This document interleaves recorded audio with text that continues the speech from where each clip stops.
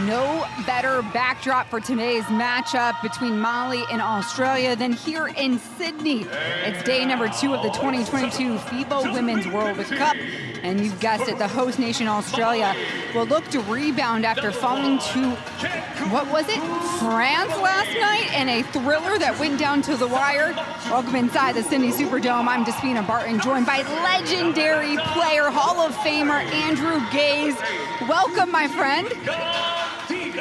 Thank you very much. It's a delight to be here, and a very important game for both these teams when you think about what lies ahead in a very difficult pool. But this Opals team, a little bit of a hiccup against France, and they've been looking to bounce back. A lot of nerves playing in front of a big crowd last night, and their shooting performance was, the best way to describe it, is woeful. 26% from the field as we see the Mali team being introduced, and they had their challenges as well against Japan, putting the ball in the hole. They too only shot it at 26%. So we've got two teams that perhaps devoid of a little bit of confidence from the field and looking to get on track offensively. I mean, Mali looking loose already. They're coming in with an unconventional style of play, but a whole lot of heart and hustle, and they're looking to right the ship here on day number 2. Meanwhile, Australia, it's a tough pool play. We're in Group B. They're calling this group the Group of Death. Yep. So Australia falling to France last night only leaves a handful of games for them to play a little catch-up. We're talking about the likes of Japan, Canada, Mali, Serbia in that group.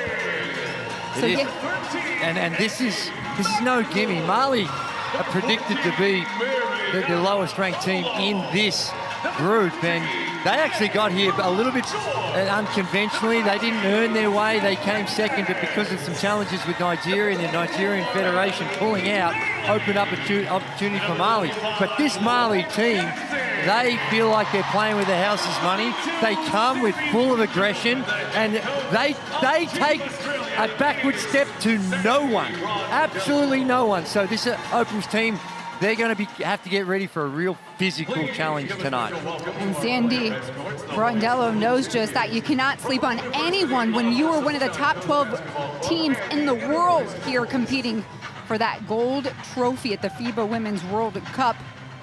We're almost nearly 2 days through, and this is a look at the schedule so far. At least here in Group B on day 2, victorious Serbia only by a handful of points here, and Canada just sent France packing just moments ago. Well, they did, and that would send alarm bells through to the Australian team when you're trying to get into that top 2, which is important to avoid the United States in a quarterfinal. And that's where that game against Canada is going to be critical. Japan is a very tough team. So they've got a lot of heavy lifting to do, the Opals, if they're going to work their way into that top 2, or in fact, let's not rule out absolutely making the top 4. And this is a long tournament. And get this, tonight, Australia, obviously the host nation, we are playing in their backyard, but they are the visitor today. So we will first hear the flag presentation and national anthem for Mali.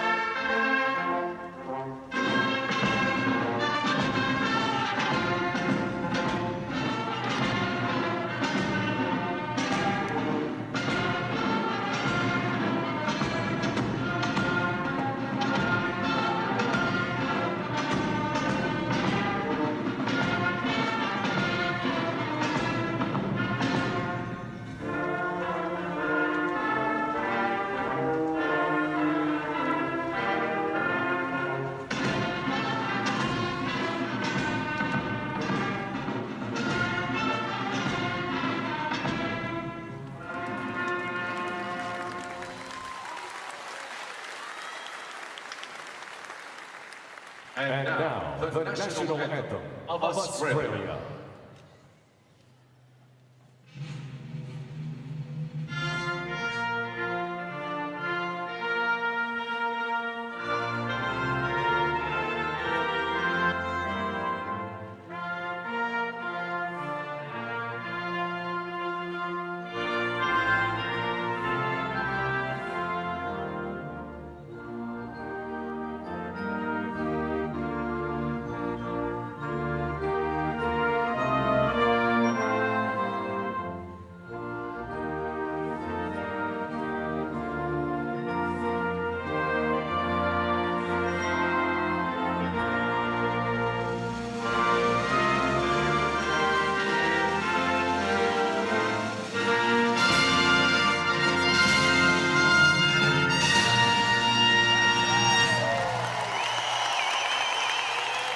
is electric here inside the Sydney Superdome. The two teams will make their gift exchange at midcourt.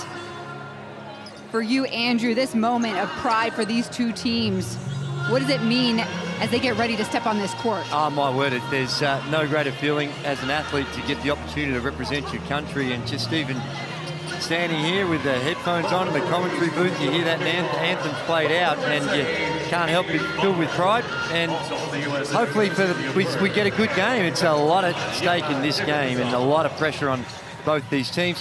Probably a little more so on the Opals. When you think of what lies ahead, this already, it's game 2. This already for the Opals is a must-win game.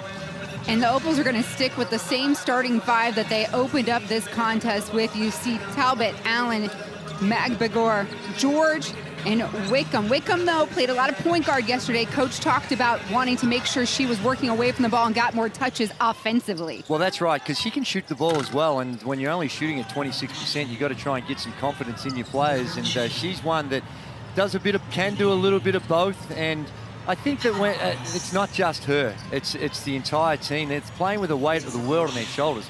They are a far better team than shooting 26%. Give all the credit in the world to France for their defense that they played, very aggressive. But gee whiz, it's just, there's more to it than just saying that there was the defense. There was a lot going on in the Opals' head, and hopefully they can right the wrongs tonight. A lot of jitters that this Mali team is hopeful is still in place as they go up against the favored Opals here tonight. A shakeup in this lineup: Haidara and Kone and Balayara, the 3 consistent faces, and we know Kone was the big scorer yesterday. 10 points, 14 rebounds. Their head coach, Joaquin Brizuela. Young team, Mali. Young team, not a lot of experience, and that's something that Australia would be focusing on as well. They walk in, though, with a lot of power and speed. And maybe it works in their favor, Andrew, that there's not a whole lot of tape on them. Well, that's true. And even trying to do the research on a lot of these players, hard to get around it. But it's that works in their advantage. But we've also know that the way that the Opals and Sandy Brondello, the deep dive that she would go, and the resources that they have at their disposal, that they would, there's going to be no surprises to the Opals in this one, you suspect. And it's really the big question for the Opals. It was the question months ago, and it's still the question today, is what do they do in the point guard situation? They don't have great depth and great creators in there. They've got some scorers, and it's the Achilles heel, I think, of this Opals team. And Leilani Mitchell has retired. She carried a lot of that responsibility over the last 10 to 15 years, and now we're just going through a process of trying to find the next one to run that position, because there's talent right across the board when you look at this Opals team. It's just the balance. There's a little question mark about some of the balance. And nothing to lose for this Mali team. They're grateful to be here. In fact, Coach Brizuela was talking about, had they had the infrastructure in place and the financial backing, that Senegal, would be a part of the top teams in the world. He truthfully believes that, and he wants to continue to play the best of the best so his program can grow. Well, that's right. And he's got some really good athletes at his disposal, real good size. And in that game against Japan, who are a world-class team, one of the favourites for a medal here in Sydney at this World Cup, they took it up to them. The end scoreline doesn't show a true indication of the game, and they out-rebounded Japan in that contest. So Australia are going to have to do a good job on the boards if they want to give themselves an advantage.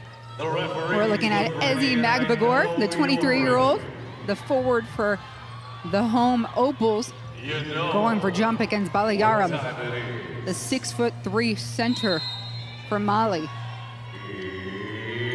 And we're underway. No jump at all from Australia. So Mali with the first possession. Kone. She's their offensive star. Shoulder down. Ball comes out. A turnover. Magbagor, really good defense there. You saw her sliding her feet, keeping Kone the star of this team. She needs to put up big numbers. She's not only a scorer, she's an elite rebounder as well. Beck Allen leading the way for the Opals, scoring last night against France. This is the primetime slot. High-low action, the feed unsuccessful Magbagor couldn't get it.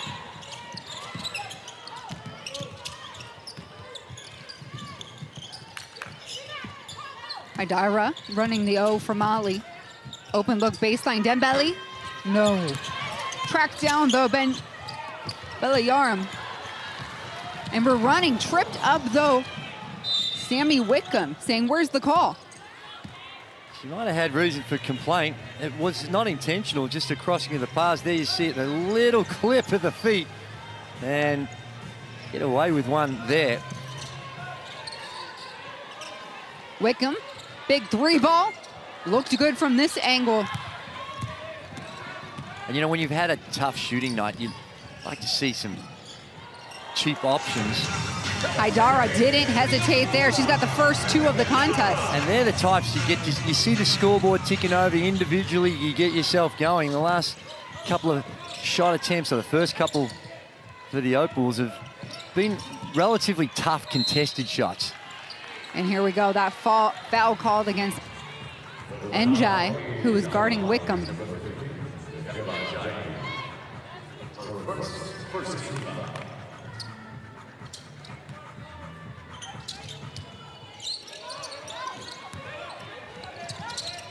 Talbot behind the screen. Too much on it, swooping in for the rebound, keeping it going, Allen. Wickham, step back 3. She knows where her feet are. That one's short. Well, Talbot, she's an elite scorer and just couldn't get it going against France, 1 of 9. And talk about getting your confidence going. She missed badly long, and then Wickham missed badly short.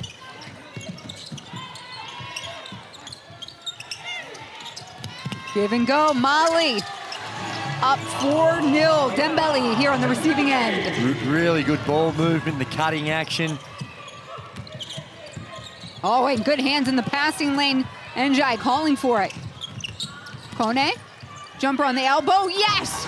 And Mali up 6-0. This offense just looks disjointed, it's stagnant. And look who's back at point. High, low, open look, boxes in. Magbagor, first bucket for Australia here at the 2.5-minute mark. And a much needed basket as well. Wickham comes off and they show her the respect that she needs from the perimeter, but it opened it up that easy 2 around the basket. Good passing. Takes it herself, Idara. Off, rebound, Allen. Wickham on the run. No one stepping up. She'll shoot the 3 ball. Njai right at Wickham. And an early foul will go against the veteran. And there's that little give and go. Beck Allen there just got caught watching the ball. You're fundamentally taught, jump in the direction of the pass. She was flat-footed, gets beat on the cut. And this has been a real strength to Mali to start this one. Their transition and really testing the transition D of the Opals. And good play, that high-low action that we saw with the 2 bigs with Magbagor and George. That's... And this Mali team thinks that they can play. They don't get intimidated. Australia. No, not at all. No backward steps. There's no pressure. No.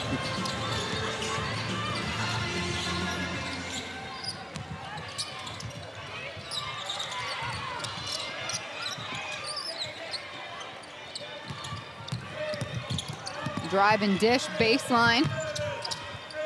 George gets, she saw a streaker there in Magbagor. Njai, deep 3, beautiful! Timeout, I think. Yeah. They got it. Timeout on the floor, check your score. This Mali team up by 8, it's 10-2, and we've only played 3.5 minutes of basketball. What are you seeing, Andrew? Well, what I'm seeing is a real disjointed and unorganized offensive attack. And because of that and some of the turnovers and bad shot selection, it's allowed Mali to get out in transition, play real loose. Basic, we run, but we move the ball. Okay, the containment here, no back cuts there. Stay in place as much as we can, but you see, all you man, closing it up here. Okay, just get some more movement. Let's run some circles. Let's get into the zoom action on the weak side. Okay, but it's a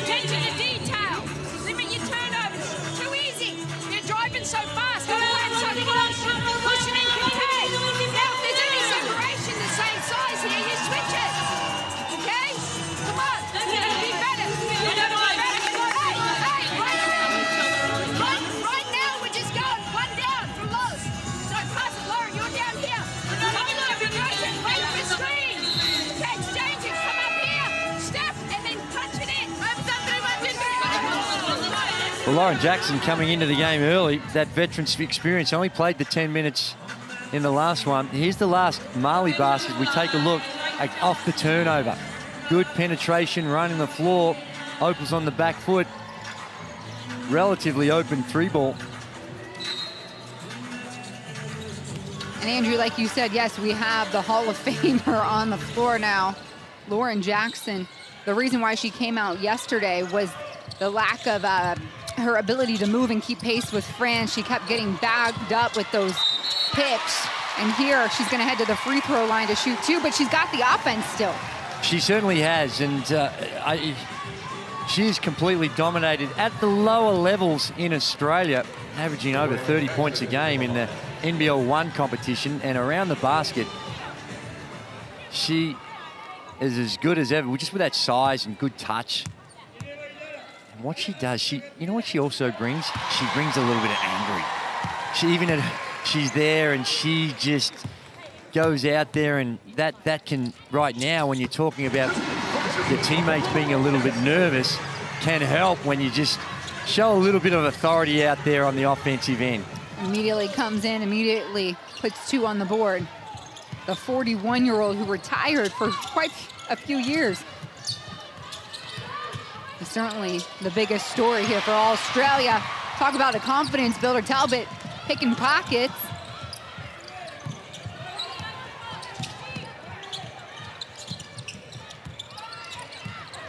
Talbot, right. High-low, toe-low. That's how you do it. No, Molly there. That's me called a foul. Was it Haidar, I think, just coming from behind? And that was just beautiful recognition there. You see they switch, and there was no help coming from the weak side. As long as they got it over the top of the smaller defender, nothing else that Haidara could have done other than foul. So now Australia, 3 points from the free throw line, make it 4. Beautiful form, Mariana Tolo. Well, she was one of the better ones in the game against France as well. Come out, had 8 points, 7 boards. Back out to Njai. Kone fights for it. No, Tolo hangs on. Australia with the rock. Wickham. Deep 3, it goes. That's what she needed. My word, she did. And that's what Australia needed as well. Brings the game within 1. Midway point of the first quarter. That's what happens when you get stops. You get stops, you get Marley on that back foot in the D-trans. Opens up that perimeter game and the early options. Haidara creates on her own. Free throw line, no good. Wickham looking down.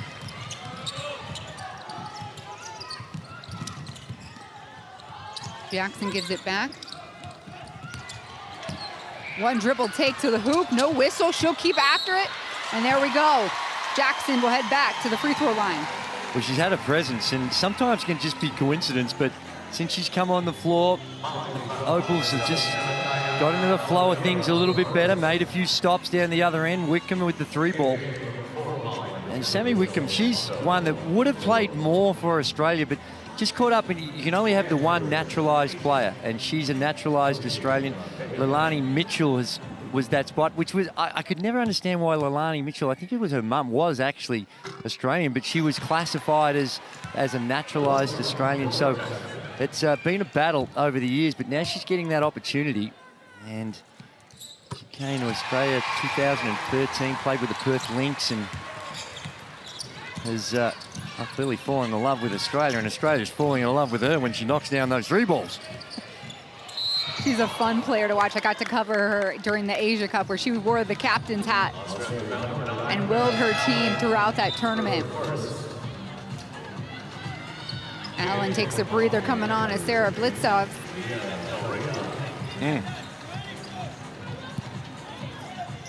Talented family, the Blitzovs family. Her brother Mark Blitzovs is playing in the AFL Grand Final. Now, you know nothing about it, but it Tell is me about it. What is that? It's Australian rules football, and it's a game which is played nowhere else throughout the world, not on a serious level anyway. And there'll be over 100,000 people to see the Grand Final tomorrow. Her brother plays for the Geelong Cats. They're up against the Sydney Swans. A famous family. Both her parents. Where will that game be played, Andrew? The MCG in Melbourne. Ah, so the family's got to be split between Sydney here and Melbourne. Well, that's right. Wow, talk about a physical contest so far. Australia and Mali getting chippy with one another. Yeah. Lauren Jackson just reminding the officials of what she thought was going on. Great hustle.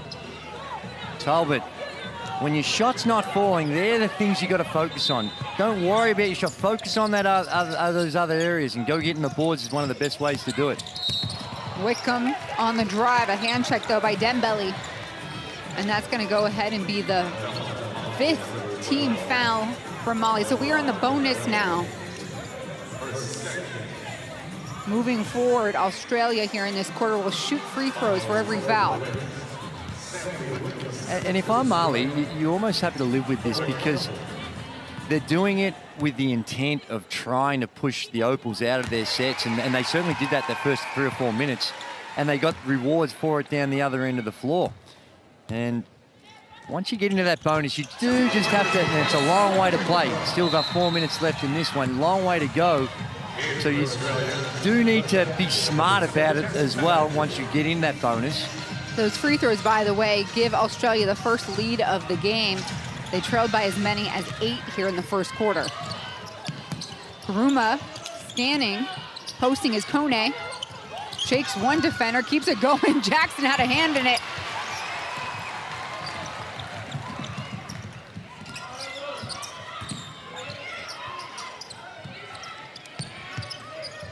Little spacing. Talbot with the rock. High-low feed, and to Jackson open on the block. A push from behind, she powers it up. The fans like her aggression. And the extra pass, they went to the little pick and roll. They eventually found Tolo, and Tolo knew that the help was coming, and the quick pass to Lauren Jackson. There's the first one down there from Blitzarves, and she knew down low that the help was coming, and Lauren Jackson working her way to the free throw line again. This will be the 9th and 10th free throws in the quarter. Mali calling a timeout here, Andrew, to slow kind of the momentum down. Tous les points de l'Australie, except le premier panneau, sont des lances francs. Ils sont des rebonds offensifs qui après nous fait faire faute. L'autre problème, il y a 4 minutes que nous n'avons pas fait panneau. Jouer avec tranquille et avec conviction dans l'attaque. On va jouer. Et on va gagner, on va jouer tête. On va jouer tête maintenant, tête. D'accord?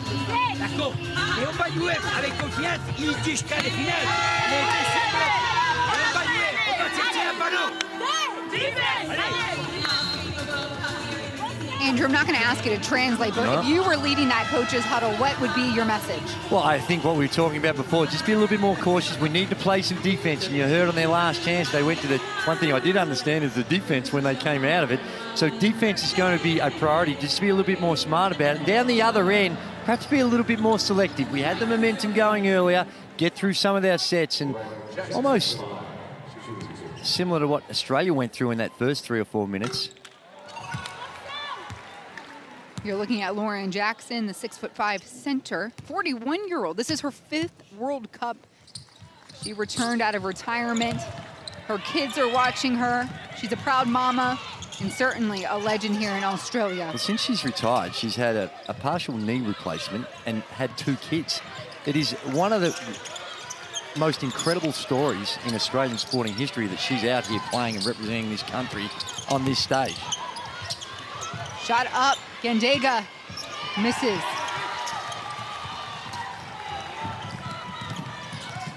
All I know is the older we get, I think the more set in the ways we are. So the sacrifice, the determination, the training to even get back. I mean, what does that look like? It is, and you know what also it is? It's the competitiveness, the determination and the passion, because it's not easy when a lot of Ks on those legs of Lauren Jackson, and it's not as comfortable as what it was when she was young, but just the love of the game brings her back and wanting to compete.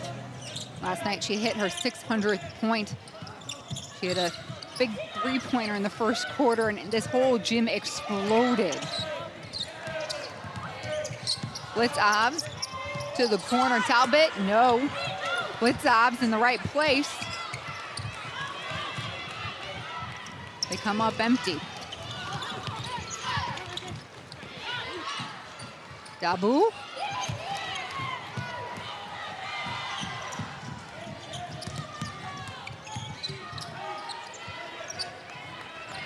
Australia slowing things down. A push from behind. Looks like that's going to go against Kone. Yeah, Kone there, she just trying to, look like they wanted to go underneath the screen. So she was trying to force the screener as high as she possibly could, and that was Lauren Jackson. See, so she wants the play to go underneath, the defender guarding the ball. And you don't want to create too much separation. Now, Blitzovs can shoot that three, but, and I understand the reason you can go on, but you could possibly go under a little deeper on that and take the odds to Sarah Blitzovs. Make her make a few of those before you get too tight and commit a foul like that, particularly for someone like Kone, who's so vital. Jackson with 5. She's had 8 free throws, 5 of 8 from the line. She was a career across her WNBA career, over 80% from the free throw line, so she's a good free throw shooter. Dabu from the other wing. Looked like a little bit of a change up there this time by the Opals, just going to a 2-3 zone. Imagine. Jackson, eye on the block. Ball stays high. Good finish, Togo. Well, they've done that well. All the bigs, we saw it with George earlier on, all the bigs, that high-low pass. When they switch and get it down low, it's been effective, real productive for them. Karuma being guarded tightly there.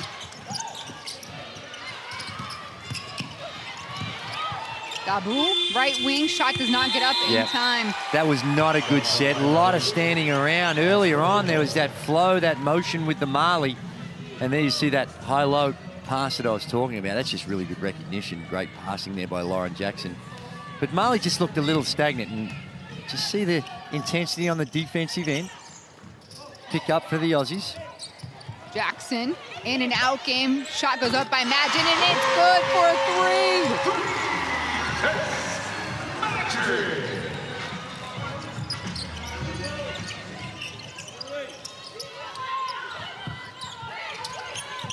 Turn, shoot, up, GRR. One and done these last couple possessions. It is. It hasn't looked as smooth, and down the other end, shots start to dropping. They're still only shooting it at 27. Both teams right now at 27% from the field.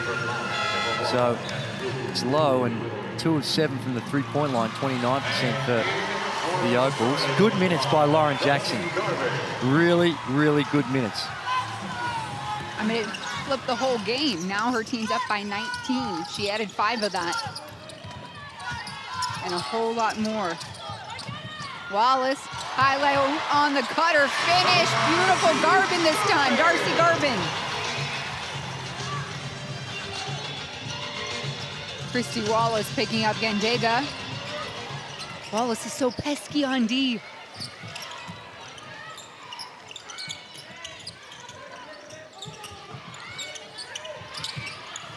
Dabu drives left. Tough. And pin converts. Really tough. Driving into the traffic. And still good enough to maintain that body control, and nice soft bounce off the rim. Magin finds an open left lane, dishes it out to Wallace. Side step, creates more space. Weak side, rebounder, Blitzabs there for the finish. And that's gonna close out the first quarter. Australia down by 8. Now they are leading the way by 11. It's 23-12. It is, and what a turnaround it was. Just completely blanketed after Marley got to 10 after the first few minutes. Really only 2 points in the last 7 or so minutes, so they did a great job on the defensive end. And there you see some of the stats. It was also, you look at the personnel, and the plus minuses, that's when you're on the floor, what happens to your team can be a little bit misleading. But I think tonight when you look at Mariana Tolo, plus 19 while she was on the floor, and Lauren Jackson plus 17 after a blistering start by Marley. Yeah, what a great lineup change and decision by Sandy Brondello to move in those two bigs. Yeah, it was, and the ball movement just got a little slicker. Once they tidied up some of the turnovers, that play right there, simple as it looks, when you've got size and that high-low action, really good. And Haidara there just pushing it down the floor and testing the Opals defense, and that was the turning moment when the great one, the greatest player in Australian basketball history came onto the floor. Things started to turn for the Opals. And Andrew Gaze can say that because I'm thinking he's the equivalent on the men's side. No. She's men, women, whatever it may be, she is by far the greatest of all time. Incredible contributions that she has made.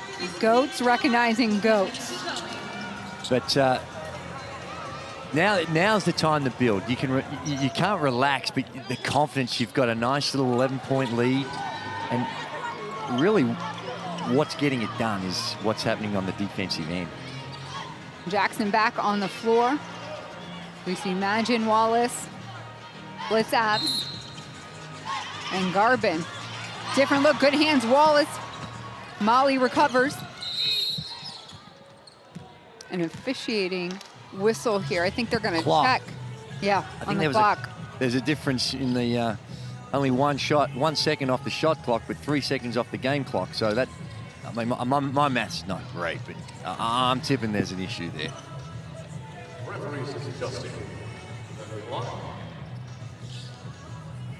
There we go. Andrew knew all along he was being modest in that call. Ferrer feeds inside Kuruma. Australia just smothering.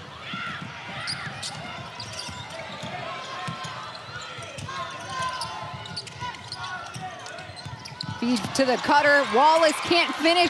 Garbin on the weak side. Great back cut. Defense overplaying. Good recognition with the pass as well by Wallace.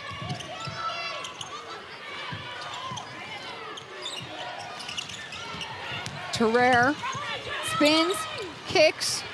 Dabu dribbles in, takes to the basket, gets her own rebound. Glass not helping her that go around. Wallace behind the basket, gets her pocket picked. Ooh.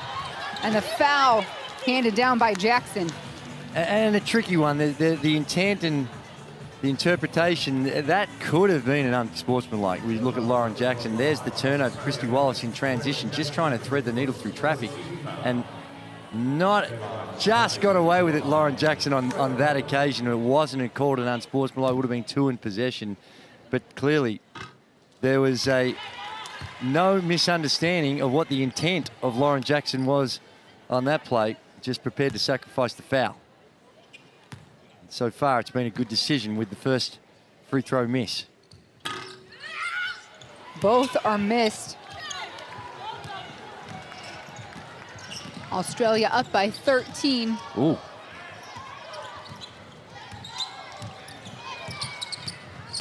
Magin rides the right lane, draws the contact.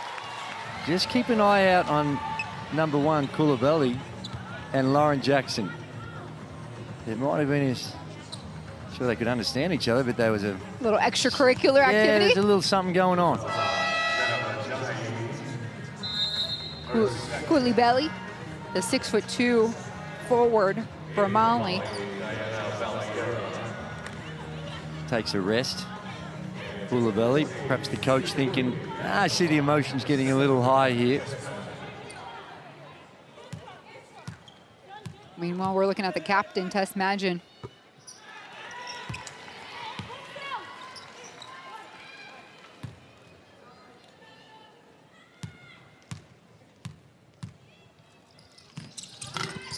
One for 2.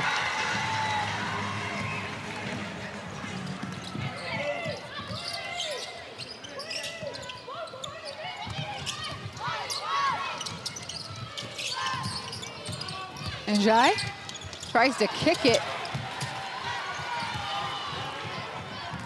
Tell you what, Lauren Jackson is disrupting both sides of the court. Open look, Garbin lets it fly.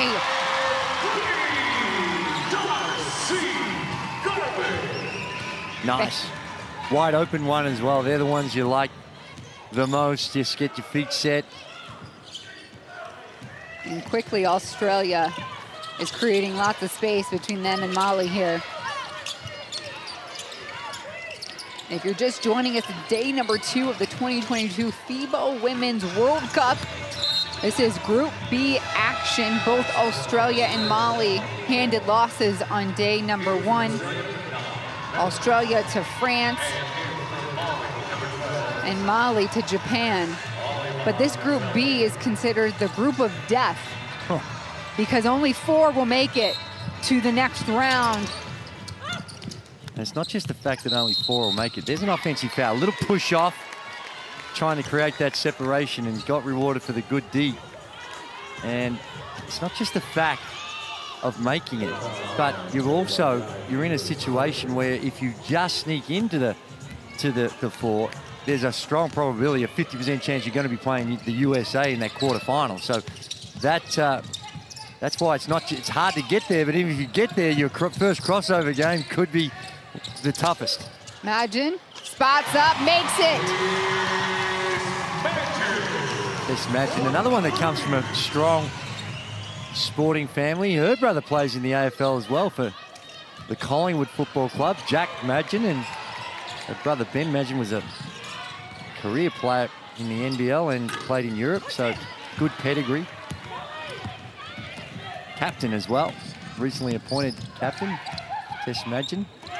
I mean, when you have good genetics in your family, holy moly, yeah. It helps. Pass stolen away, intended for Garbin. That is great hustle by Madgen. Didn't give up on the play. Wallace.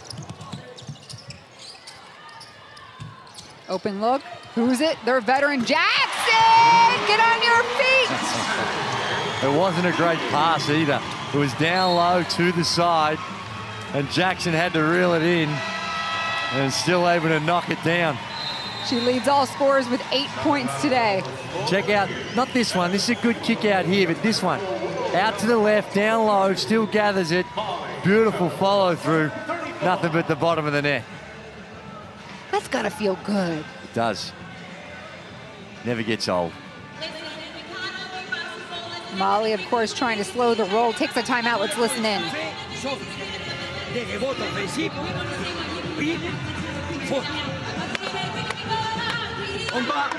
On va retourner à FIBA, d'accord? Sans faute, rebond défensif, et on va faire une attaque les choses correctement. Jouer un contre un pour prendre la défense, écarter la défense, et pouvoir déplacer la balle. C'est une bonne option de tir. Alors on va jouer comme nous avons commencé. Les premiers 5 minutes, parfait. Après, pas les bas. Allez, on va.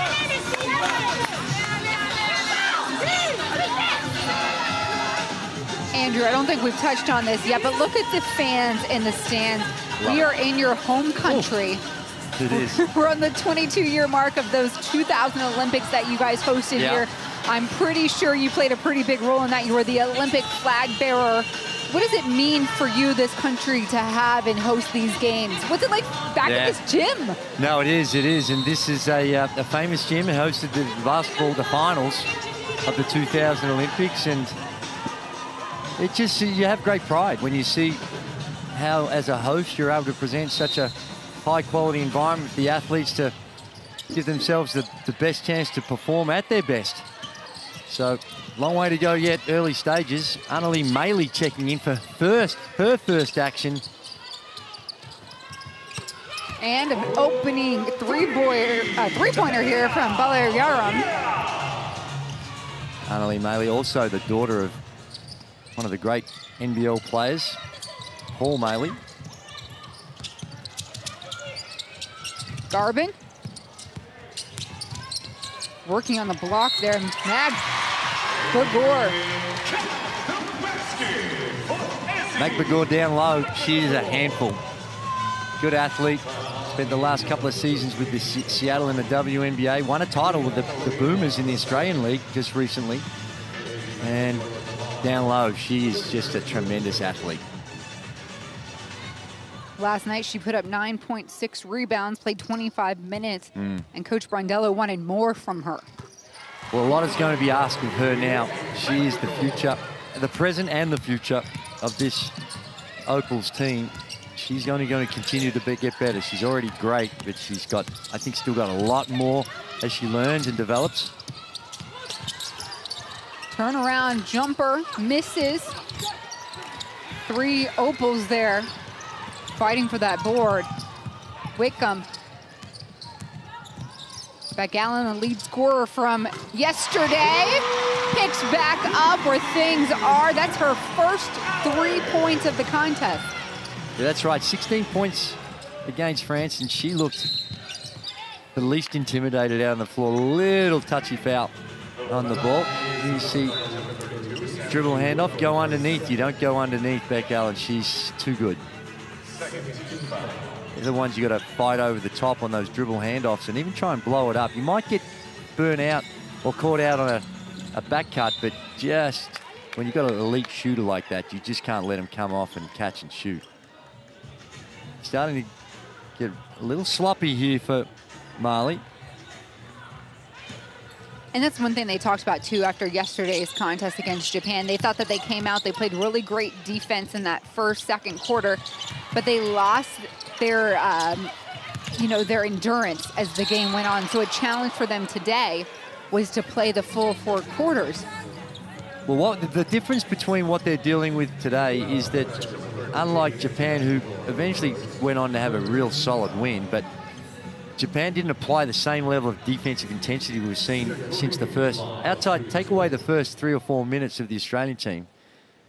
Once they've got locked in on the defensive end, it has been hard for Mali, and only shooting at 25%, 6 of 24. And the turnovers are starting to become an issue as well for them with 7.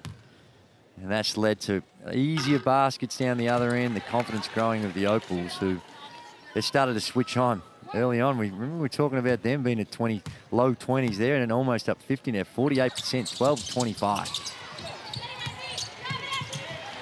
Why it's a game of 40 minutes, right? Well, it is, and especially in tournament play, anything can happen. You lose focus just for a minute or two, and the team you're supposed to beat can really get on top of you. Allen, the feed to McBagor. Pins her lady, puts it up. It's a beauty off the glass. It is, and might hint of a little hook. She had the right arm out there. Lucky not to be called for an offensive foul on that one.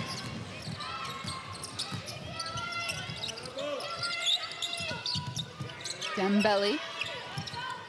You know, the Opals have just covered Kone, their top scorer, all night long. Yeah. No chance. Look at this defense by McBagor. And that's going to be a win for Australia. And that's the difference. You saw McBagor down low. Just, firstly, we see the right arm. Now, a lot of the time, that's going to be called for an offensive foul under the hook. They get away with it. But down the other end, McBagor just fronting Kone down low and just not letting her get a touch. Go to work, young buck. Fade away a miss. But these reps mean something, right, Andrew? Oh, for sure, absolutely. And there it is again down low. That time not quite being able to get in front and gets called for the foul. You're looking at head coach Sandy Brondello. Leads the Opals, which is the head coach of the New York Liberty in the WNBA. I believe this Australian team did some training camps in the States. Well, they're the last part of the selections. When they got, I think it was down to their last 15, they held their camp in the United States. A lot of these girls playing in the WNBA, so it's a little easier to assemble the team over there. And they went through that process, and clearly it was a lot easier for Sandy Brondello as well. Yeah, she was making a transition too. She spent the previous 8 seasons with the Phoenix. Come on. Looked like a lot of contact on that play. Annalee Maley just trying to get to the rim. Gets up, gets on with it. And we take a look at the...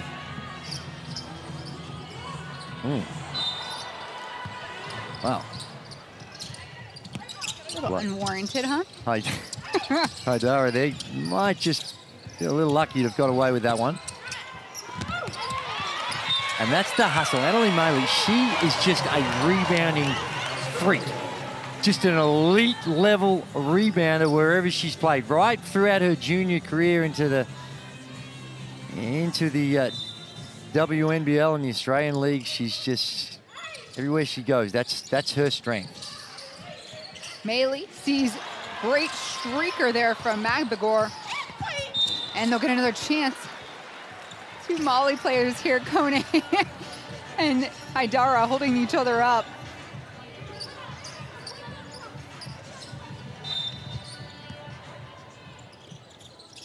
And it was Nigeria that was supposed to be here in these games, but there were some hang-ups, and Mali taking advantage of an opportunity.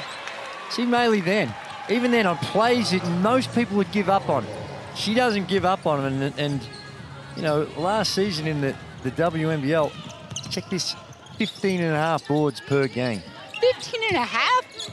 Don't forget about that half. Whoa. Little force shot up, miss, and we're rolling with Whitcomb. Kayla George. Oh, thought she saw Whitcomb. A little miscue. Yeah. Idea was right. Whitcomb, she's trying to get to space the floor, get to that corner.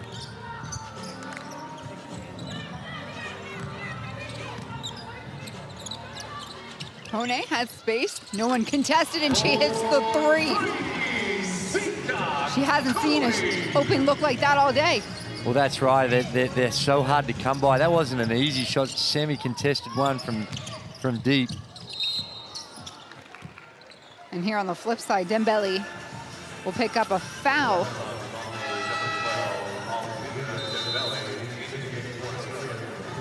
Here we take a look at that shot, and Maley's got to understand. Can't give her that space. It was a late closeout. Kune there just rising up. Beautiful follow through and nice stroke.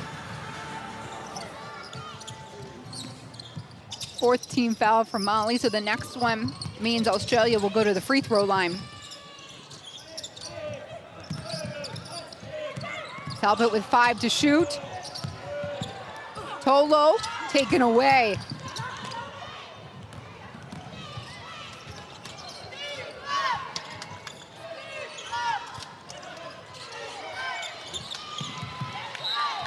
And Mali will cough this one up. Oh, excuse me, they're going to say last touch by Australia, so we'll stay put. I think it was Talbot down low. Just got a little hand on that one, deflected it out of bounds.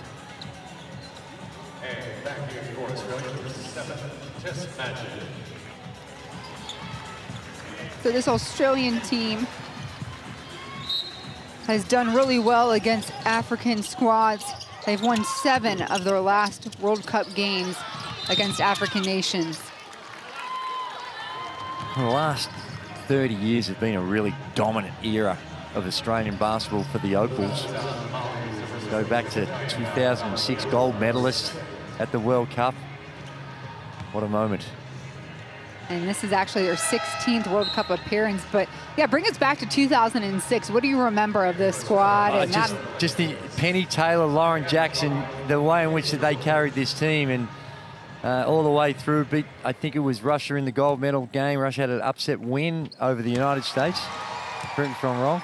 But yeah, but all I remember is our girls and just that moment where, you know, as I was a young kid growing up, it was hard to think that Australia was ever going to win a gold medal in men or women in basketball, and such as the advancements of this sport in this country that we've been able to do that. And the Opals have led the way, really since '96, featuring and competing for medals at the major World Cups and Olympic Games. You got to tell me this. I think we spoke about it a little bit earlier, but because you were in the Oceania region, it's difficult to play some of the, That's right. the other top teams. So how do you think Australia started building up their resume? That's right. It's been a little bit different with the women across the journey. They've had a different qualification, different number of teams, so they've had a slightly different pathways they've been able to take. But when you're so far away, I mean, you're still jet lagged coming here, and you got here 4 or 5 days ago. So trying to get really competitive competition to make the trip to Australia, and with the proliferation of leagues throughout the world and the rewards that these players can get, they're now playing in Europe, they're playing in the WNBA, they're playing all over the place, so it's sometimes hard to get them all together for extended periods of time. Now, that's not a problem that's isolated to the Opals. That is a problem for a lot of the countries, and it's just the way of the world these days. Even when we saw Puerto Rico play a little bit ago, part of their training camp was actually bringing in college teams from the States to get in some work.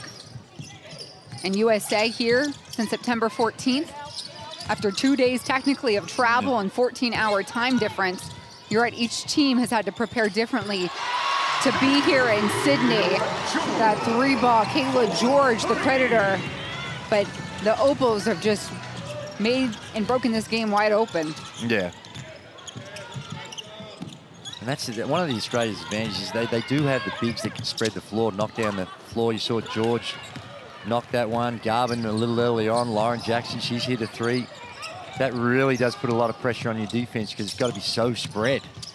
And that's what happens when you spread the defense. It opens up those driving lanes. Unsuccessful that time, but that's a consequence of being able to spread the floor with those shooters. And when a game gets to this point, and you know, wow, Haidara waking up all the Motley fans. Yes. But when games get to this point, Andrew, what shifts as far as maybe those goals? Back-to-back threes, Kayla George. But the objectives change, right? Well, they do. Obviously, the ultimate objective is to win a medal and compete at the highest level, but the process is what it's all about. Oh, there's a jump ball. A lot of contact in there. It's going to be Australia ball with the possession arrow. I tell you, look at this deep, deep 3. Deep 3 by Haidara. This is why, if I was the Grand Poobah, and I know we work for FIBA, I'm getting rid of this possession arrow. Throw the thing up. Let's have jump balls again. I would love that, Andrew. Please. Final 7 seconds of the half. George, little kick to her teammate, and Tolo will wrap up the scoring for Australia. But Haidara and Magin here at midcourt, a little back and forth. Oh, dear. What'd you see, Andrew? Yeah, that just got a little altercation there, a little bit of argy-bargy, and you can see the frustration of Mali because they, outside of that first 4 minutes, it's been dominated. Impressive performance, bounce-back game for the Opals after that loss yesterday to France. And look at the shooting percentages. Mali struggling all over the court, and after a slow start, we see Australia starting to get on top of 50% from the field. 46% for the field for the Australian team, only 26 in total, the combine of 2s and 3s for Mali, and full credit to the Opals and their defense. And impressive half. Yeah, I mean, Australia started down by 8 points and powered back. They lead by 34, but they seemed unfazed and certainly stuck to their protocol. Well, they're down 10-2 early on, and Sandy Brondello called a timeout, made a couple of substitutions, brought in Tolo, brought in Jackson, a couple of the veterans of the team, and it really sparked them and started to find a little bit more easier opportunities. But the team that competes for the teams that compete for medals are those that are going to be the elite defenders that can make life really tough for your opponent, and that's what the Opals have done here today. Sure, they've got the reward. They're starting to knock down some shots, but it's about getting stops and generating easier options on the offensive end. And I just love the way that everyone's sharing the ball. 10 of the 12 women on the roster have found a scoring opportunity, and the selfless passing to me stands out. Yeah, and it's spread right around. You look at leading scorer. Those last couple of threes by Kayla George, she leads the way with the 11 points, but there's a lot. Lauren Jackson's got the 8, a lot of those coming from the free throw line, but then you got Garvin with 7, you got Magin with 7, so everyone's really sharing the ball and turning good shots into great shots, making extra passes and getting things going on the offensive end. And this was a team that trailed and lost by 13 to France yesterday, and it was Coach Brondello that says, you know, we can only move forward from here. Of course, we were disappointed with our day one performance, but how do we respond? And right now, that response looks like taking care of Mali convincingly here through the first 2 quarters. And look at that spin move, Ezzy Magbagor. Yeah. A stellar first half for the home Opals. Here, it's break time, halftime. We'll be right back with you. Right now, the score stands. It's Australia 56, Mali 22.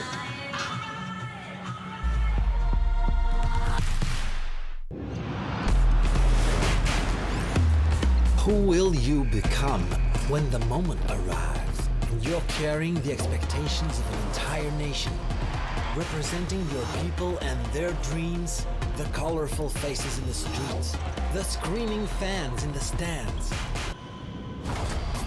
It's time to make your move. All eyes on you, all hope, all heart. Because when you win for all.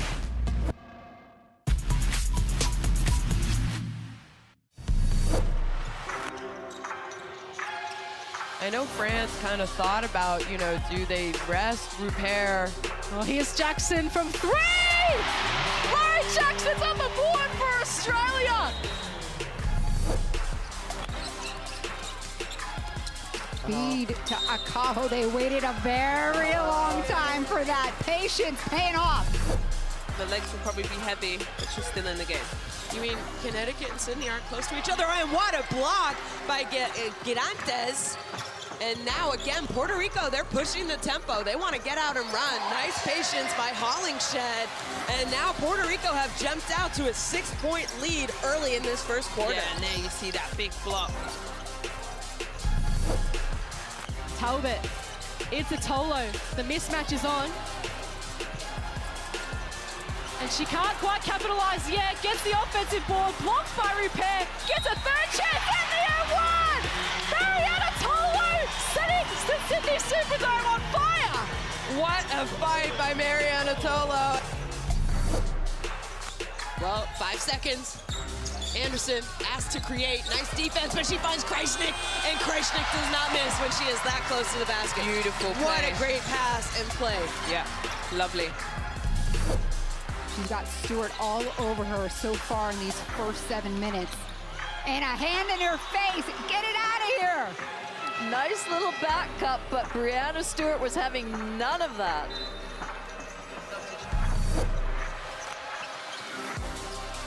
Technically, we're all roommates over the next 2 weeks here for the FIBA World Cup. Oh, and those 2 first points here, Kone.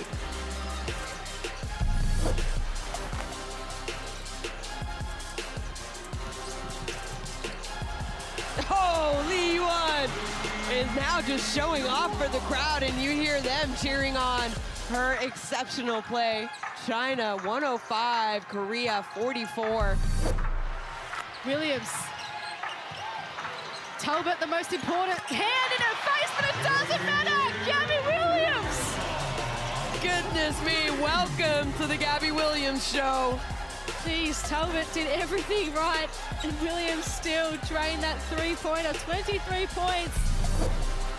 That's that shot clock pressure right down. That's the U.S. playing that defense. But here, we see a chance for Belgium now.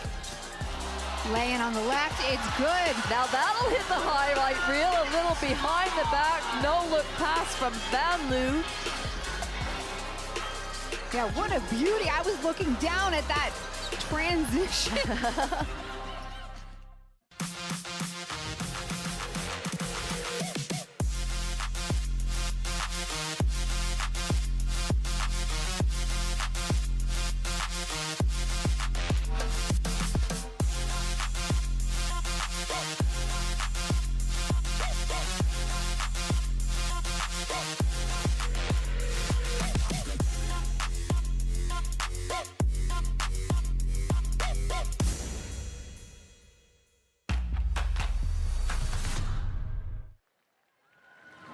We're 20 minutes in. It's Australia that's up by 34, 56-22 over Mali. And we're going to take a look at the best scores, the highest scores here in the first half. Starting with Australia, that looks like Kayla George. A few three-pointers in her pocket. Yes, perfect from the three-point line, 3 of 3. In fact, perfect for the game. 2 of 2 from the free throw line as well. And a couple of wide open. That's what she has the capacity to do, stretch the floor. And for Mali, it's number 14 here, Sika Kone. Well, she's the star, but really, they've put the clamps on her, and the hard work she's had to get just to get free to get a shot. Now, that is a beautiful looking follow through and shooting technique, but if you just give her daylight, give her too much space, and she's going to knock it down, but restricting her to just the 5 field goal attempts, 2 of 5, has been a great effort by the Opals. And Kone is pretty spectacular. You got to tell me, is that a mascot? That is a kangaroo on the top of his head. And a beer in his hand, kangaroo right? Cap. That's pretty stereotypical Australian right there, little one with a kangaroo. I think that's our mascot for the World Cup. Yeah, it's a beauty. Yeah, look at that. We got to get one of those here in the booth. Well, it's been a great atmosphere around the place here out in the home bush in Sydney. It's been fantastic. All the teams and bunkered in a hotel, and you just around the lobby, seeing all the athletes mingling with each other. It's great competition, real good friendly spirit. And everybody wants to talk to Andrew Gaze because he's a Hall of Famer. He's, one of the most famous Australian basketball players, and I get to share space with you over the next couple of days. Well, if you only realize, if you had to know that I do some work on other TV programs where I make a clown out of myself. That's a lot of these people probably don't remember the 5 Olympics. They remember this clown on television. But it's nice. It's nice to be back out here in Sydney, and it's been a fantastic event. The first couple of days, we're seeing high-quality athletes run around, and just to see the passion and determination they have of representing their countries. And I tell you, it'd be sleepless nights for the Opals, and because they've got huge expectations, good crowds coming out to see them. There's Jan Sterling. She was the coach of the Opals in 2006 when they won the gold medal. She's now the high performance manager for Basketball Australia. So she deals with all the...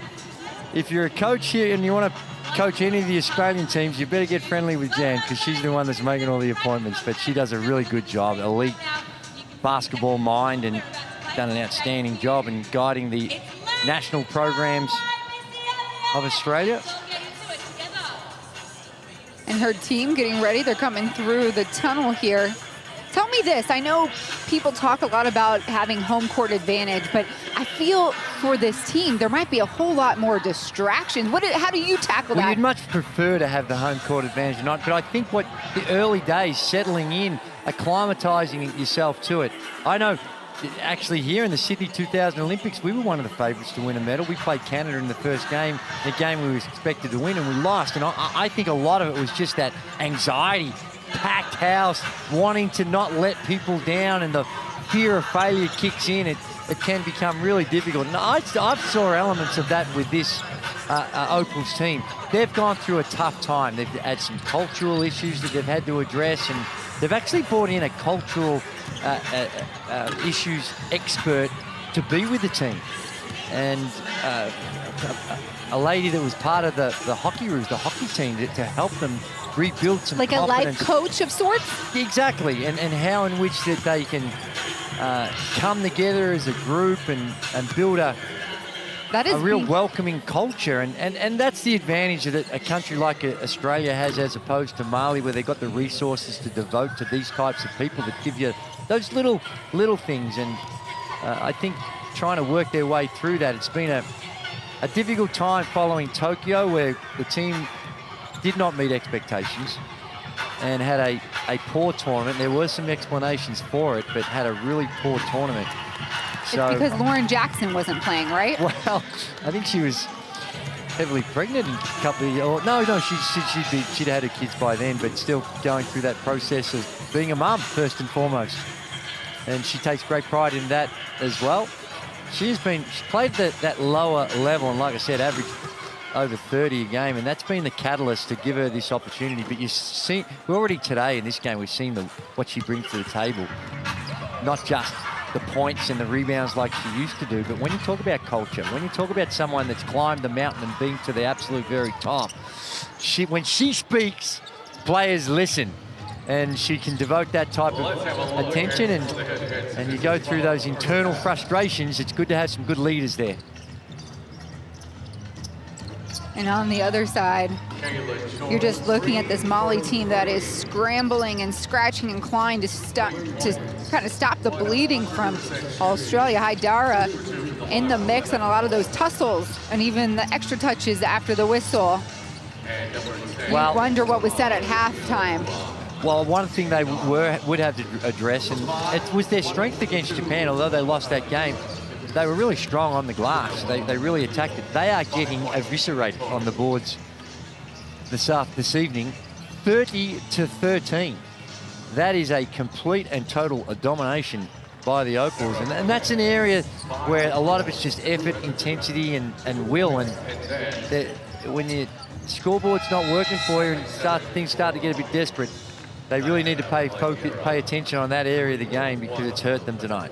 Coach Jackin talked to the media team here after yesterday's loss to Japan, says he thinks that his group can play here against Australia. He understands they're the home team on home soil and organize the games, but this group really has their eyes on learning from this experience against Australia because they're going to go ahead and they have an eye on Afrobasket and in Paris 2024. You guys at the same level, go and do some doubles, drags, okay? Even getting out here, but movement. We roll, fill behind, passing it in, play out of it. Mix it up a little bit, okay? So run the horns, it's good. Horns, flares, great. Run the horns 1-2, get her going, okay? You got it? Defense now.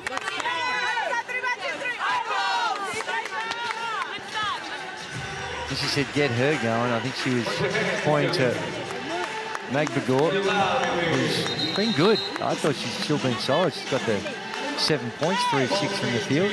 Working for you, basketball fans. Let them hear you.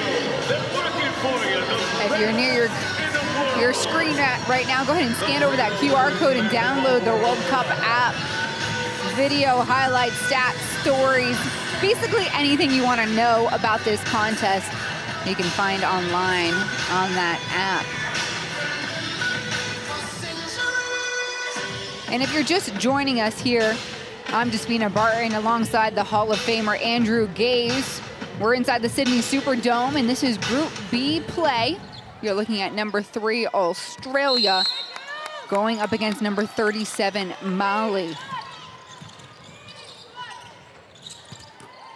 First take, no go from Mali. Quick, just a one-on-one action, contested, real tough shot. They need to work the ball through some hands and get a little bit more cutting and screening action before they get to those one-on-one actions. That one tipped. Kone. And it looks like we're going to go ahead and see Magbagor go to the free throw line.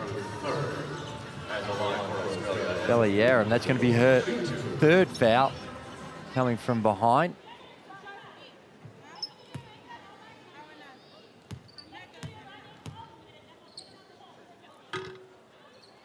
Makes the first one. Nice, respectful, quiet crowd with the free throw shooters of the home team. Good, healthy crowd in here this evening to watch this one. The youngster with 9 points today for Team Australia and the Opals. Yeah, the showing has been really great. Last night when Australia met up with France, you were over 9,000 here inside the Sydney Superdome. And tonight, it's a Friday night, right? It's tonight Friday, Andrew? It is. It is a Friday night. It is Friday, and just as he picks up her 3rd foul, Magbagor just on the rebounding contest, called for the hold, trying to box out. And the thing, you never want to read and compare results too much, but the fact that Canada came out today, very good Canada team, came out and beat France, who beat Australia. That would tend to Australia get the worries down a little bit. What is that? How do, yes. It shows that there's parity out there, and that you got to be playing well. Oh my! From the corner, somehow or other, it went off the bank. Njai, listen, she's going to find a way to score. Not sure how you do that. Njai just... And another big take here for Magbagor. Back-to-back free throw trips. And second team foul for Mali. Trying to fight over the top. On that flex action, when you see like that one, when you've got big to big, that's another one. I don't know why you just don't switch that action. Because you're always going to play a little bit of contact, and if there's you don't get much help and the screener doesn't bump that cutter, it's very, very hard to play catch up. You've got to be really physical to war over the top of that screen if you're going to keep them in front.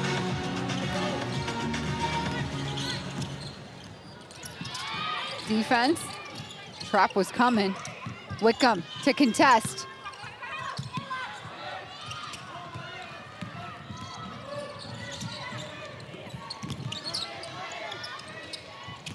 Beck Allen to her WNBA teammate, Sammy Wickham. Off back rim, pulled down though by Talbot. George cuts. No whistle. Allen will keep things going. No, off the fingertips. Njai running alone, lays it in. 5 points here in this third quarter for Njai.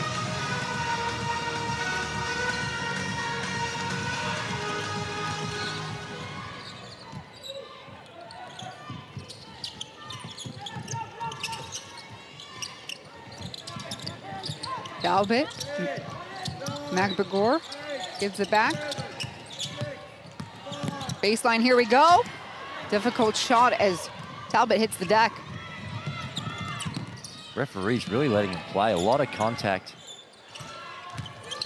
Bonet backing down on the block. Beautiful finish against a much taller Magbagor.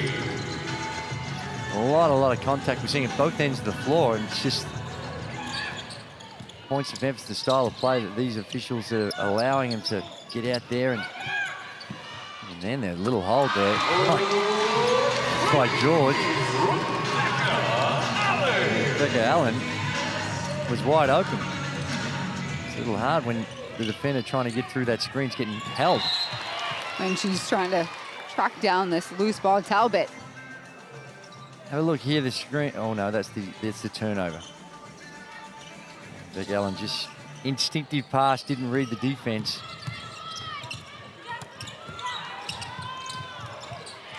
Koneh's attempt knocked away.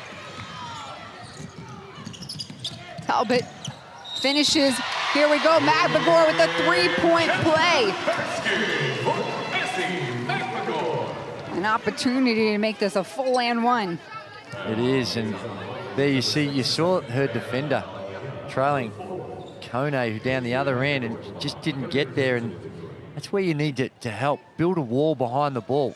That defensive transition that Mali was too spread. Build a wall behind the ball and be in touch, know where the shooters are, and then close out rather than give up a pretty easy transition basket for Magbagor. Dembele spin, takes, goes in. Nice Dembele, just good body control. Found a way to the cup.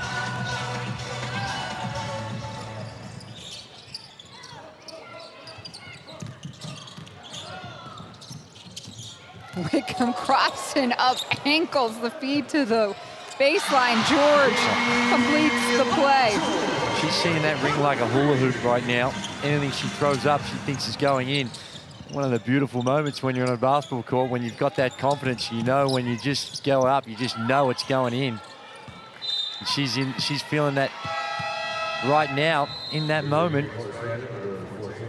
Kayla George, 14 points, leading all scorers on the floor. Her and Magbagor keep going back and forth in that regard. Yeah, well, George was a really good last season in the WNBL with a championship winning Melbourne Boomers. Won the championship. She shot it at 38%, which is good. 38% from the three-point line, particularly for your bigs, is really good. Now in on the action is Magin. Well, you know what else is really good? As a team, on fire. 12 of 21. 57% from the three-point line. Holy smokes.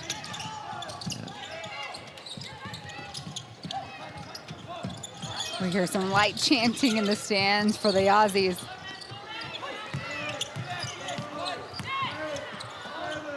Shot up from Magin again. She gets back-to-back threes. What is that now, 13 for 22? That's the one, 59%. And it's the extra passing, the inside-outside, and the heat of the defense of Mali going right out of the Mali defense. And Jai right in front of Magin's face, but that's the only shot she got.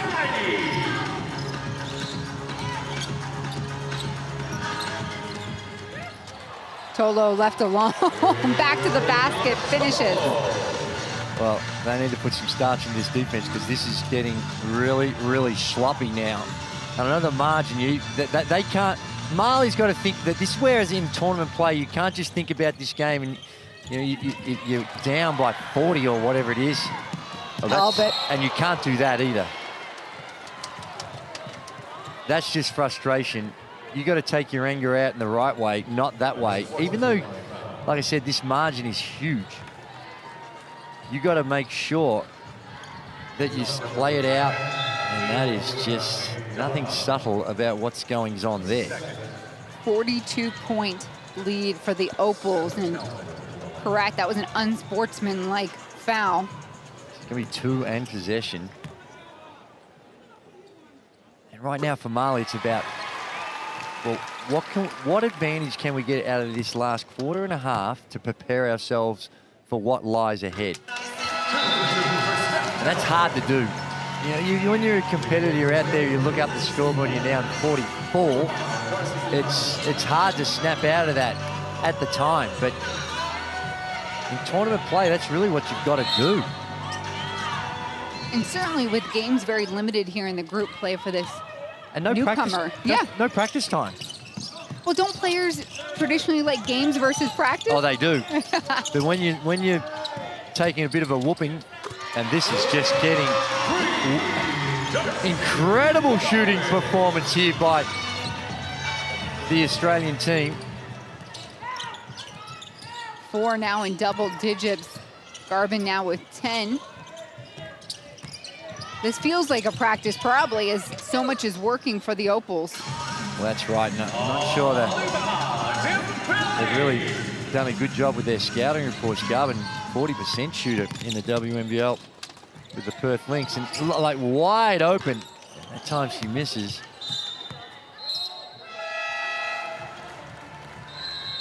For the Opals, what can they get out of this next quarter and a half? Because you lose the way you do yesterday against France, right? Then this lopsided game. What happens next? How do they keep that focus momentum? Well, I think the challenge of when you're a coach is how you get all your players engaged, how you find the minutes. The good thing about this is it gives Sandy Brondello a chance to get some players that you may need later down on in the tournament some minutes. And I think it's about being disciplined, making sure that every defensive possession you're treating as if you're a point down, not 40 up. Relativement bon défense, mais elle marque. Et pour cette raison, nous devons être plus agressifs. Plus agressifs, sans faire faute, mais plus agressifs en la défense. Et aussi en l'attaque, on va jouer en contre-un pour écarter la défense et donner la balle. Pour essayer un bon tir ou un tir panneau. D'accord? On va concentrer un peu plus là. L'été, on va meilleur, hein?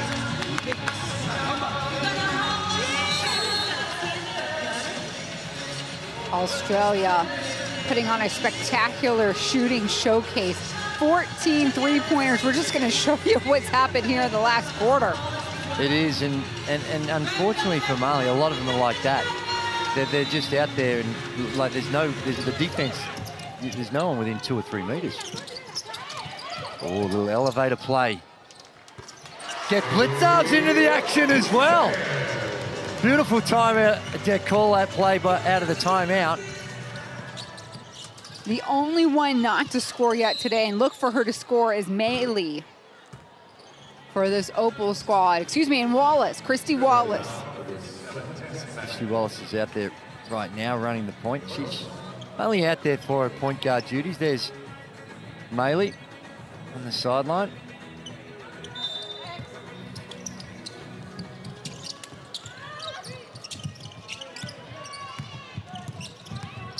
Traore lets it fly. A miss. And Australia here will pick up the possession. 3:25 to play. Coach Rondello not sitting down.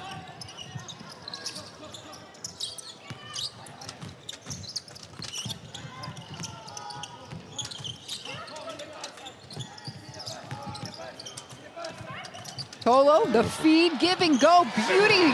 Blitzabs with the last 5. Good ball movement and cutting.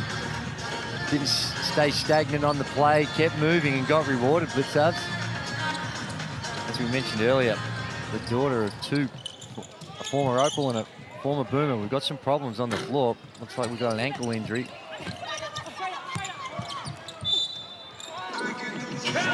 That basket's gonna count, but the action is away from the play.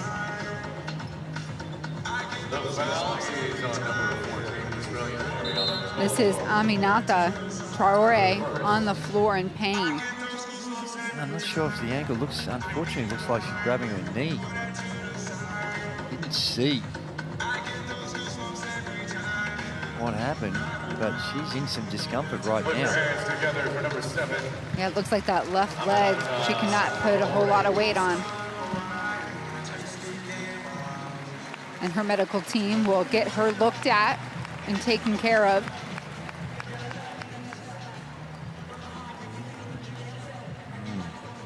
Let's see if we can see what happened here. Oh, they're the ones you worry about because it didn't look like there was any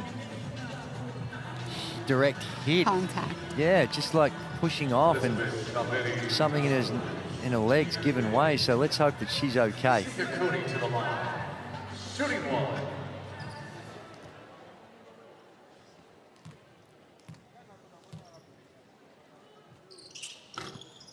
She misses the N1 Kone down there for the rebound. And sticking with it was Kuruma. You know, this Mali team comes alive on offense. They do. They do. Oh, nice. Wallace. And 1, and she's on the board. She heard you talking up here, Andrew. That's right. She's not just a distributor and a point guard. Well, that's right. She showed a little shake and bake there and little inside-outside move and got the defense biting on it. This one here, whoop, straight away. And just Dabu fell for that little inside-out move. And I love, even though there's just this huge margin at 50, still see the Opals girls get around Wallace and celebrate the joy and the success. The other thing I think right now that Sandy Brodello has decided that Lauren Jackson can have a spell because hasn't played in the second half at all. And with this type of margin, it's going to let the others go about it and try and... And you talk about the time management, right? That's it. If you don't need her and you know she's got a lot more... There is a balance in there. Because you do need to feel good. She only played 10 minutes last night. So, but you're right. Across the entirety of the season, I think it's a smart of the tournament. I should say it's a smart move just to give her a spell in a game like this. Because the last thing you want to do is get her hurt. Dabu knocks down a 3. So pretty comparable here tonight. 9 minutes for Lauren Jackson. Quality minutes too. Imagine. Misses. They were meaningful minutes by Lauren Jackson. She came on when the Opal was 8 points down early on in this one and turned it around.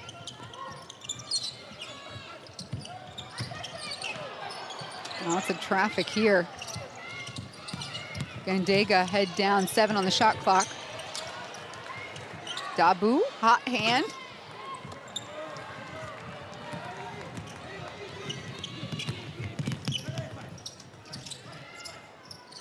Tolo. Good hands there by Gandega. A little surprise was certainly Blitzov's. And a push here. 31 seconds to go in the third quarter. If everyone's stretching at home, we've got one more quarter to play. We are here inside the Sydney Superdome. You're watching the FIBA Women's World Cup. Top 12 teams in the world calling Sydney home over the next 10 days. The winner of this contest gets an automatic bid to the Paris 2024 Olympics. That's right, that's right. And most people expect that's going to be the USA. They're the favorites by a considerable way, but this is also the first year, no Sue Bird, no Diana Taurasi, a changing of a guard. That's my word, it is.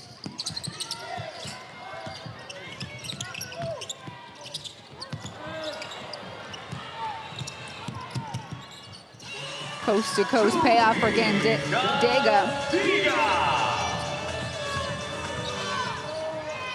3 seconds. Opals, last shot, Wallace. I like the way that one ended, and so did the Opals fans. At the end of 3 quarters, it's the Opals 92, Mali 45. Australia 92. It was a little bit better performance by Mali, that one in that quarter. They were able to get 23, so offensively they were able to pick it up. But unfortunately, it was their worst defensive quarter. Gave up 36 points on some white-hot three-point shooting by the Opals.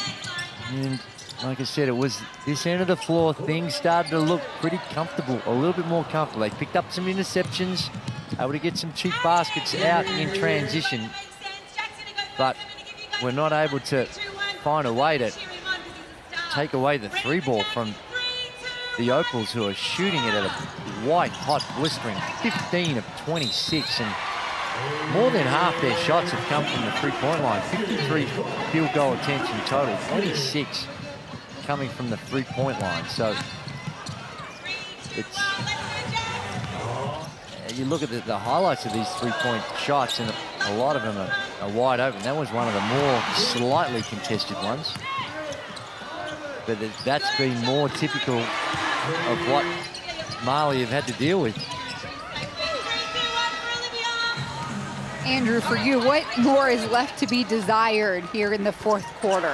How did we get through this, and what do each side want?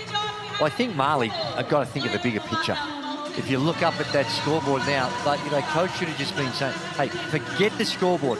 Let's work on a couple of our sets. Let's have some goals about what we want to see on the offensive end to get through some things that might help us in the future. And then on the defensive end, same thing applies. Maybe look at a few different other options, experiment, because, like we said, don't have a lot of practice time, but maybe look at the zone defense. Maybe look at how you're going to switch or some of your other rotations to get some value out of this last quarter. But for the Opals, and I mean for both these teams, it's also about, hey, oh, nice back pick there by Wallace. But don't get hurt, you're already seeing one of the Mali players go down with an injury. Let's hope she's not in too much trouble, but also you can't think about not getting, obviously no one's going to try to get hurt, but you get hurt by not playing properly and going half-baked and not being fully committed. That's when injuries happen. What a balancing act. Jesus. It is, but right now, you'd much rather be Sandy Brettello's shoes. She's evaluating that scorecard. Checking out what she likes and what she doesn't like on that stat sheet. She herself is one of Australia's all-time best shooting guards. Yeah, great. And not just a shooter. She ran the team really smart. Her and Michelle Timms, the other Australian who just dominated that era throughout the 90s. And she's grooming the likes of Ezi Magbagor here. You said she's 23 years old, the future of this club, this team. Getting a lot of work in today. I love these bench shots. You see Lauren Jackson just resting up, staying warm.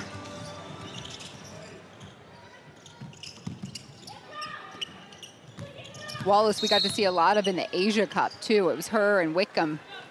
Well, that's right. And that's where some of those, sometimes with the way in which these athletes have spread out all throughout the world, that we've seen some of these girls that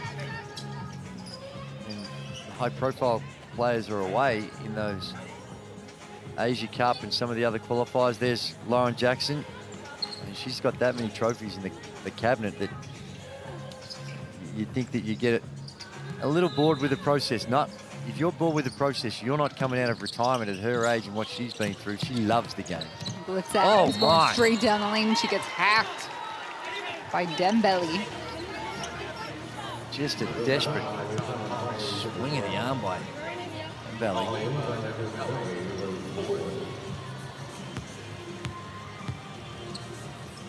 Have a look at this. And that swing of the arm across the head. Now, that's one that another one close to being an unsportsmanlike foul. Any contact with the head these days, and you're going to be in trouble. Blitzat gets the second. Her mom and dad, both national team players for Australia. You talked about her brother being in the AFL. Man, if I was the sibling that wanted to be a librarian, I would not fit in with that family, huh?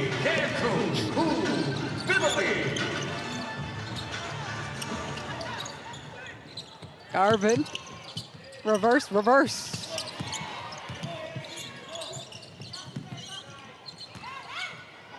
Spotting up. Blitzavs misses. Blitzavs has got that in her game, but that's not her area of expertise. She's a workhorse, great athlete, good on the glass. Gabu had a couple of nice three-pointers. This ball falls into the hands of Koulibaly. Njai. Fourth attempt results in a trip to the free throw line. Well, that's been unusual, the work on the glass by the Opals, where they've had an advantage for most of the game. That time, they get 4 looks at it. And there's the foul. My calculation was 4, Andrew. Yeah. And that's what happens when you've got this type of margin. You start to take a few shortcuts, and it's hard mentally to get through that, just to have that discipline. Every position, try and play it like it's your last and make sure you box out and get after it.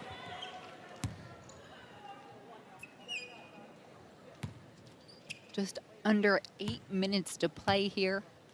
Day number 2, you're looking at Group B. Both of these teams will get a rest tomorrow. Tomorrow's the off day for Group B. But when Mali returns, they will take on France on Sunday. And Australia will next meet Serbia. And you've seen Serbia play. What can you tell me about that matchup that stands out? They're all tough. Outside of this game, Mali, they're all really tough. And it's one where Serbia are going to get better as well. I think that they've got a bit more to offer than what we've seen so far. But every game's going to be a challenge. And Serbia have had some impressive wins over Australia in the qualifying tournament. They beat Australia. Now, that game was in Serbia, which always makes it a little tougher. Would come out here to continue making sure she knows where the rim is and stroking her shot. But yeah, you talk about the teams getting better in that Serbia matchup. How different do you think this go around will be? Well, it remains to be seen. You look at this, and it's hard to gauge too much other than the girls are getting some confidence here. Little 2-3. This is what I'm talking about where you get some value out of it. Sandy Brondello, it's gone to a 2-3 zone. And that's just to look at it and experiment with it and try and develop some confidence that if it, in an important game, an important stage of a game, do you have the confidence to look at it as an option? Meili, the last opal to get on the board tonight. Everybody has scored for this host nation.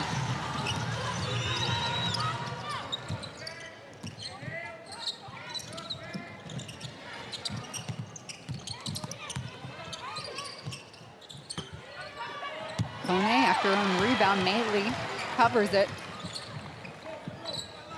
And Kone slow to get up. Now that's one player that Mali cannot afford to lose. Leading rebounder and scorer during the qualifiers. And there's Meili going underneath him.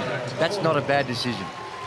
She's not renowned for that. Capable, but not renowned for it. So going underneath, testing it out. Making her prove it before you perhaps look at changing what the scout might have said. Talking about Meili and that rebounding, as we mentioned, all those rebounds. Oh, there's a quick one. And the streak continues. You called it, Andrew. What's our 3 count up to for Team Australia? We're talking 18 3-pointers. Yeah. Well, it's not just the 18 makes, it's the efficiency that they've done it as well. 18 of 30. Over 50%. But you've got the WNBL and then you've got the NBL one, which is kind of the next level down. And not only Meili played in that with a team called the Eltham Wildcats. And in last season, she averaged 19 and a half boards a game. That's insane. Playing 34 minutes a game. That is outrageous. I don't care what level you play. That is just, that takes an unbelievable commitment. That's extraordinary effort on the glass. Pretty stroke there from Koulibaly.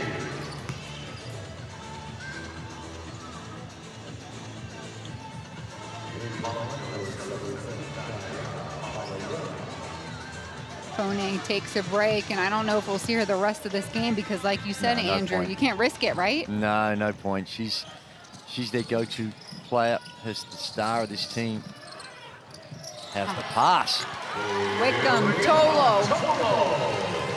That's beautifully read. The defense was there but had no vision. So that pass just goes by the right ear of the defender. And Tolo, the recipient of outstanding pass from Wickham. Travel. Wickham with the defense, though, right there to make her work for it. Look at the pass here. Just gets through.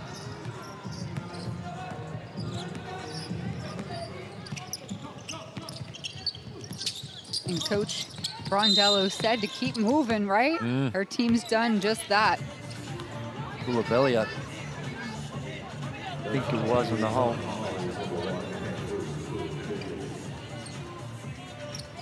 First, 14.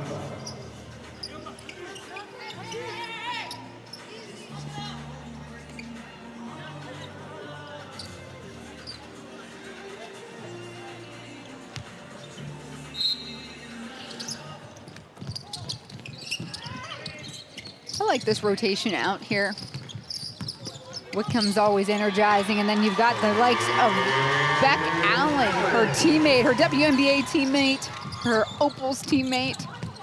Get to have a little fun. Well, that's right, and Beck Allen, we saw what those 16 points against France. That's the 8th point of this one, but being efficient, hasn't been anxious about getting herself and that scoreboard ticking over individually, only taking the 4 field goal attempts, 3 of 4 from the field. 6 in double scoring digits for this Opal squad. Beck Allen only was a starter, only played 18 minutes in this one. She checks out, and I won't be seeing her for the rest of this one.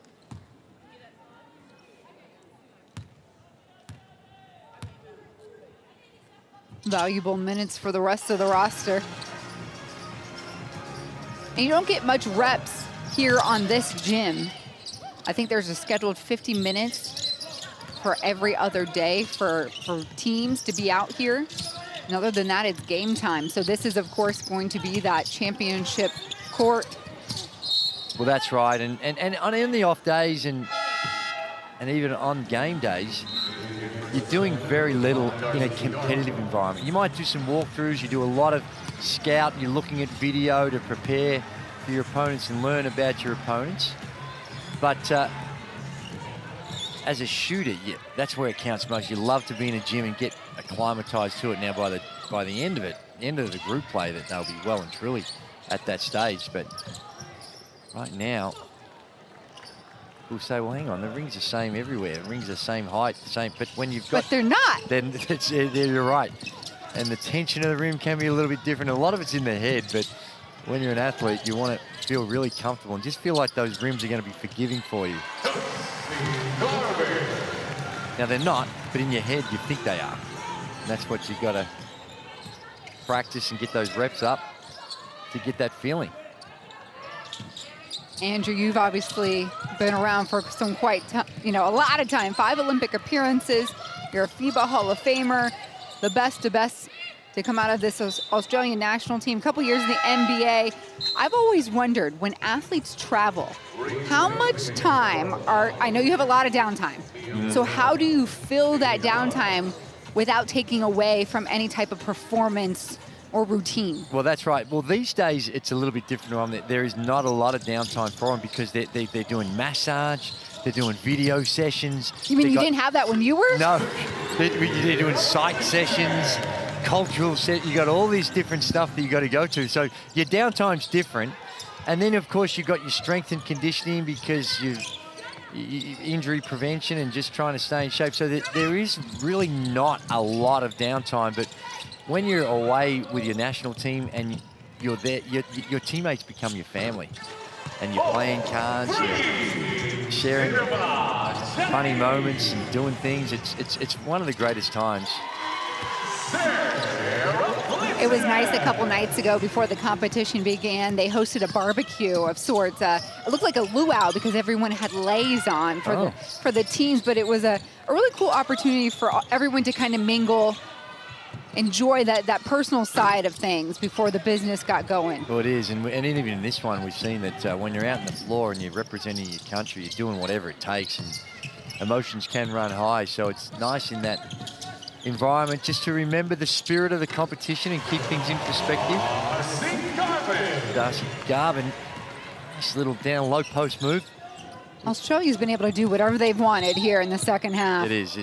It's been a tough evening for Mali, and for them it's not going to get a whole lot easier in this pool play. And I'm none the wiser now after seeing all the teams play of who, outside of Mali, who's the other team that you're predicting is going to miss out on the quarterfinals? You know, is it Canada? Is it Serbia? You know, it's a tough pool. And it's a mismatch at this point, this early, right? That's a tough question. Yeah, I don't know the answer to that one right now. Maybe after the next round of games, you start to figure that out. But any of those any of the 5 can beat either team on any given night. I mean, you have the silver medalists, the Japanese squad. You have Canada, Serbia, obviously host nation Australia, France, but France defeated Australia, then lost to Canada. Japan defeated Mali. I mean, I don't know whose luck runs out for that. Well, that's it. Spot. That's right. And really, there's such a huge advantage if you finish in the top 2. And I think it's going to come down to we will see ties, and it'll come down to head-to-heads and that's why points matter too, right? Yeah, for sure. Not so much in this one because Mali's not going to be tied with anyone, but it's when their teams are tied on win-losses, it goes down to the games you played against those teams that are tied. Garvin with another block. Right now, Australia, against France, they're in the negatives because of that loss. What was it? A 13-point loss. 13-point loss. So at the end of the day, those two teams are tied. France goes ahead of them.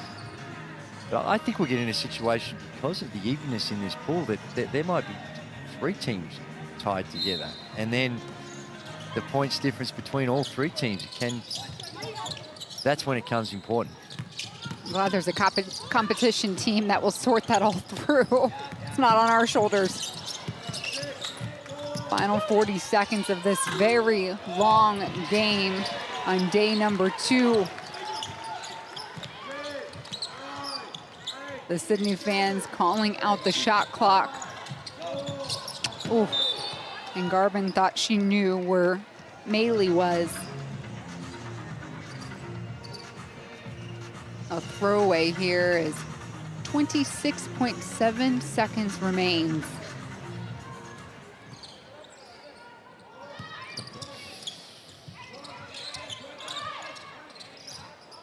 That's deep. Really deep. Really at the FIBA World Cup logo. Now Hadara hit one of those earlier on, and I think that a little bit of a blood rush there, but why not when there's only a few seconds left? No, Wallace is going to keep it out. Smart, not risk any extra touches here and collisions possibly. They shake it up.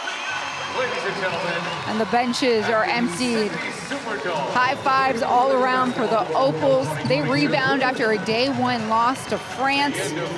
No questions asked here. They dominated Mali, 118-58. A great bounce back game, because you saw in those first 3 or 4 minutes, they looked like they were carrying over some of the disappointment of that France game, down to 10-2 early on, and looking completely disjointed on the offensive end. But a few substitutions, knock down a few shots, get things going, start to build that confidence. And you saw what the Opals were capable and the talent they do have. And so now Australia 1-1 in Group B play. They will get to rest tomorrow. And then they have Serbia on Sunday. So not too much rest. But for these Opals, you talked about the pressure of hosting. Well, it is. And there we see Lauren Jackson waving in the crowd, trying to make sure they keep the support of the Opals, because they're going to need it. And it may not have worked well for them the other night, but once now that they've overcome the bit of pressure. This looks like another Australian teammate of theirs, Jade Melbourne. Yes. She was actually part of the Asia Cup roster. She was. I love this reunion here at midcourt. She's part of the squad. That's part of the process to get qualified for these events. And she's an upcoming, really talented junior that's come through the ranks as part of the squad. And a lot of love for her out there, and appreciation for, and you think of what she does too. She's a good point guard, and with a bit of an opening in that opportunity, I think it's going to be long before we see her in the main group.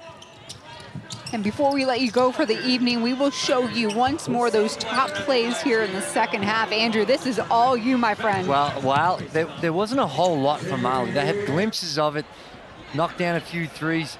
Like Alan, we saw her. She's got a nice stroke and really patient the way she went about it tonight. And once they started to get some stops on the defensive end, really opened up the transition. We spoke about the three-point shooting of the Australian bigs, but they also run the floor really well. And saw there, Dembele, little spin move to the rack, and that penetration dish, wide open threes. And this was some shooting display. Extraordinary stuff. 18 of 33, 55%, not from the field in total. That is just from the three-point line. So it was really good shooting by the Opals, and saw a little frustration starting to creep in with the Mali team, and they've got a few things that they need to work on if they're going to figure out a way to turn their tournament around. A good bounce back here for the Opals, as you're right, Mali just looking to improve. In fact, they're taking advantage of this opportunity, right? They're not supposed to be here. Well, that's right. But they're being disruptive. They are, and they play with great spirit. They're very physical in the way they do it. They take no backward steps, and it's just fantastic that the attitude that they bring. And although it was a very lopsided game, they still showed a lot of fight out there and doing whatever it takes to represent their nation the way I'm sure they want their people would want them to be represented. So it's a lot going on with the Opals, and I tell you, that'd be really rewarding for them after what they went through to take a deep breath and get a day off and think about the big games coming up. That was the easier one, if you want. Nothing easy, I guess, but the easier one, but that's the one. And yeah, you're talking about not very easy. That's Group B. That was a quick glance, but yes, very tough competition still ahead for the host nation. But that's going to do it for us here from the Sydney Superdome. For Andrew Gaze and the entire crew, I'm Despina. We say so long. It's Australia that hangs 60 on Mali. Final score 118-58.